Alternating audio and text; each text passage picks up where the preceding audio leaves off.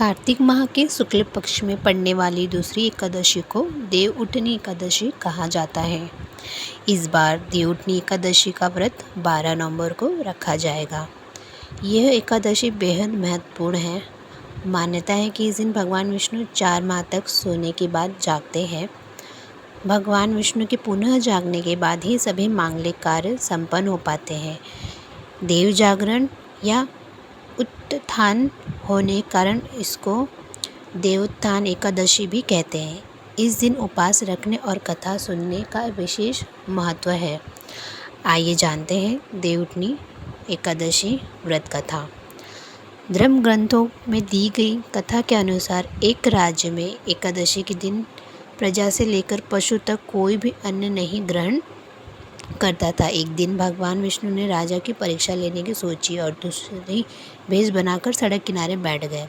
राजा की भेंट जब सुंदरी से हुई तो उन्होंने उसके यहाँ बैठने का कारण पूछा। स्त्री ने बताया कि वह बेसहारा है। राजा उसके रूप पर मोहित हो गए और बोले कि तुम रानी बनकर मेरे साथ महल चलो। सुंदर स्त्री के राजा के सामने शर्त रखी कि ये प्रस्ताव तभी स्वीकार करेंगे जब उसे पूरे राज्य का अधिकार दिया जाएगा और वह जो बनाए राजा को खाना होगा।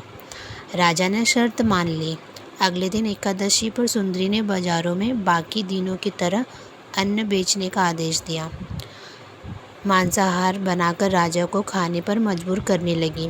राजा ने कहा कि आज एकादशी की व्रत में तो मैं सिर्फ फलाहार ग्रहण करता हूँ। रानी ने शर्त याद दिलाते हुए राजा को कहा कि अगर यह तामसिक भोजन नहीं खाया तो मैं बड़े राजकुमार का सिर धड़ से अलग कर दूंगी। राजा ने अपनी स्थिति बड़ी रानी को बताई। बड़ी महारानी ने राजा से धर्म का पालन करने की बात कही और अपने बेटे का सिर काट देने को मंजूर हो गए। राजा हताश थे और सुंदरी की बात न मानने पर राजकुमार को सिर देने को तैयार हो गए।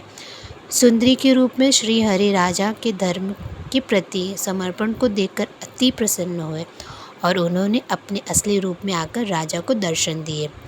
विष्णु जी ने राजा को बताया कि तुम मेरी परीक्षा में सफल हुए, कहो क्या वरदान चाहिए।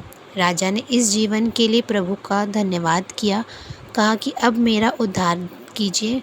राजा की प्रार्थना श्री हरि ने स्वीकार की और वह मृत्यु के बाद बैकुंठ लोक को चला गया। ओम नमो नारायण। ओम नमो नारायण।